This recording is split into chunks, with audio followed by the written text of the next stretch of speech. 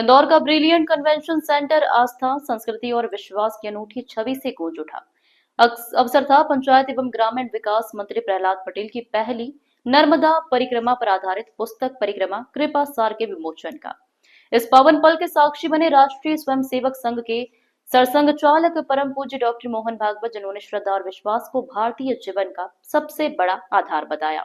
इंदौर में आयोजित इस भव्य कार्यक्रम की शुरुआत पारंपरिक दीप प्रज्वलन कर की गई। संघ प्रमुख डॉक्टर मोहन भागवत ने अपने संबोधन में कहा कि नर्मदा परिक्रमा भारत की आस्था और संस्कृति का प्रतीक है। उन्होंने कहा, दुनिया का हर तंत्र किसी न किसी विश्वास पर टिका होता है। उन्होंने उदाहरण देते हुए कहा कि जनरल मोटर्स नाम की कंपनी जब बनी तो सिर्फ नाम के भरोसे लोग उसे मान गए।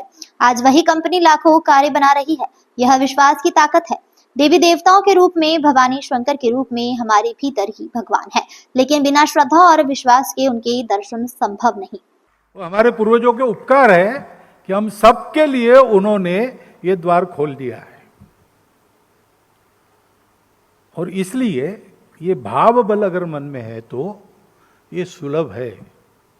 ये सारा जो मैं क्या कह रहा हूं शायद मुझे भी समझ में आया, कितना पता नहीं, प्रतीति तो बिल्कुल है नहीं, लेकिन ये समझ में न आने वाली बातें भी नर्मदा किनारे पर जाकर बैठो, जैसा स्वामी जी ने कहा, बस एकाग्र होके देखो, नर्मदा जी का दर्शन करो, तो आज इस नाटक वाली दुनिया से अलग होकर अपने असली स्व में आ जाते हो। क्षण भर क्यों न हो, ये प्रतीति हर बार आती है, लेकिन वो भक्ति चाहिए, वो भाव चाहिए।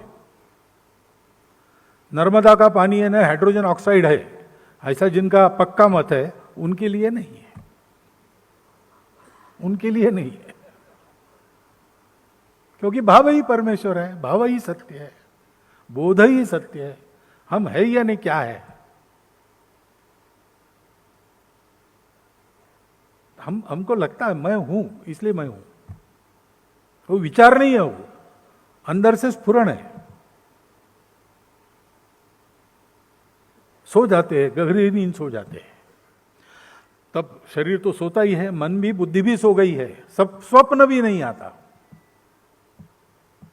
लेकिन जगने के बाद हम कहते हैं आज मस्त नींद आ गई। और किसको आ गई? तुम तो थे ही नहीं, तुम्हारा शरीर भी मर गया था, मन भी मर गया था, बुद्धि भी मर गई थी। तो जो गहरी नींद आई वो किसको आई? वो जो है वो बोध है, वही हमारा स्वरूप है, और अपने इस बोध का बोध कराने वाली नर्मदा मैया है। कार्यक्रम में पंचायत एवं ग्रामीण विकास मंत्री प्रहलाद पटेल ने अपने उद्गार व्यक्त किए। उन्होंने कहा, नर्मदा उनके जीवन का आधार है, वे इसे बेचना नहीं चाहते थे। मेरे पास नर्मदा यात्रा के 72 घंटे के वीडियो फुटेज हैं। डिस्कवरी चैनल ने भी रुचि दिखाई, लेकिन मैंने मना कर दिया। यह पुस्तक एक संकल्प है, इसकी पूरी आय गौ सेवा और परिक्रमा वासियों के कल्याण में लगेगी। और फिर वो कहते थे कि 1 किलोमीटर ऊपर जाओ, उसके बाद हम लांघते थे वो नदी, और फिर वापस आते थे और फिर परिक्रमा करते थे। लेकिन एक जगह सूखी नदी थी, वो शायद बड़वानी जिला और महाराष्ट्र की बॉर्डर का स्थान था। उस दिन हम बहुत थके हुए थे, गर्मी बहुत थी, तो हमने सोचा कि सूखी नदी है, सीधे जा सकते हैं, लेकिन पीछे से आवाज़ आई तो हम समझ गए कुछ गड़बड़ हुई है। पलट कर देखा तो उन्हें उंगली बताई, तो हम फिर ऊपर गए। वो 1.5 किलोमीटर ऊपर तक ले गए उस सूखी नदी में, और फिर वापस लेकर आए। मन खराब हुआ क्योंकि हम तो सामान्य ग्रस्त थे। बाद में जब रात्रि के समय में जब मैं सेवा कर रहा था तो मैंने उनसे कहा कि हम सब परेशान थे, तो सूखी नदी में हम क्यों नहीं निकल सकते थे। वो उठकर बैठ गए और उन्होंने कहा था कि संगम नदियों का हो, संगम पहाड़ों का हो, या संगम स्त्री पुरुष का हो, वहाँ जीवन की संभावना होती है, उसे कुचलने की गलती मत करना। मुझे लगता है कि ये चीज़ें हमें समझ में नहीं आई कि लोग संगम पर स्नान करने के लिए जाते हैं, लेकिन शायद आशा पता नहीं होगा। उन्होंने कहा था, उनकी भाषा फक्कड़ की थी, बोले तुम्हारे बाप के बाप ने भी उद्गम नहीं बनाया, जो उद्गम पर जाता है उसके पास में अपूर्व ऊर्जा होती है। तो मुझे भी चेतने में 30 वर्ष लग गए, लेकिन मैं मध्य प्रदेश अगर लौट कर नहीं आता तो शायद वो काम मैं नहीं कर पाता। ये काम सतत जारी रहेगा, और मुझे लगता है कि पर्यावरण के लिए इससे बेहतर कुछ और नहीं होता।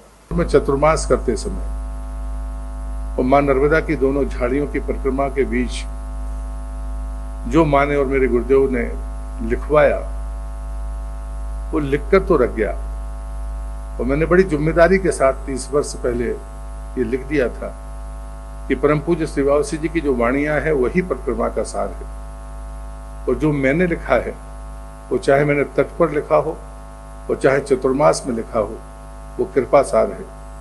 उनकी कृपा से मैं कुछ लिख पाया, वो मेरी सामर्थ्य नहीं थी। लेकिन एक फक्कड़ होने के नाते मैंने ये फैसला जरूर किया कि मुझे नर्मदा को बेचना नहीं है, और मैंने उस पुस्तक को छपने से इनकार कर दिया। इन 30 वर्षों में मुझे 2 अवसर मिले।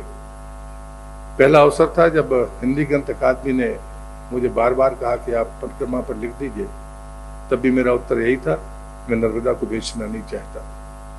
उसके 10 साल बाद, यानी आज से 20 साल पहले 2005 में फिर से मैंने अपनी धर्मपत्नी पुष्पलता जी के साथ और अपने मित्रों के साथ फिर से यात्रा की। उसके बाद में मैं केंद्र में संस्कृति मंत्री बन गया, लेकिन तब भी मेरा मानस यही था कि मुझे नर्मदा को नहीं बेचना। लेकिन जब मेरी आयु 65 वर्ष हुई तो मेरे मित्रों ने फैसला किया कि आप इसको छप जाने दीजिए, और यह पुस्तक छपी और 30 साल बाद वो इस स्वरूप में आई। मुख्यमंत्री डॉक्टर मोहन यादव, प्रदेश भाजपा अध्यक्ष हेमंत खंडेलवाल, संगठन महामंत्री हितानंद शर्मा समेत कई राज्यों के राजनीतिक और धार्मिक गणमान्य उपस्थित रहे। देश भर से आए प्रतीकों और अतिथियों ने पुस्तक विमोचन को एक ऐतिहासिक क्षण बताया। पुस्तक में प्रहलाद पटेल के व्यक्तिगत अनुभव, नर्मदा किनारे की संस्कृति, संतों और साधकों से हुई मुलाकात और दुर्लभ दृश्य चित्र सहित विस्तार से दर्ज किए गए। इंदौर से नेशन टाइम की रिपोर्ट।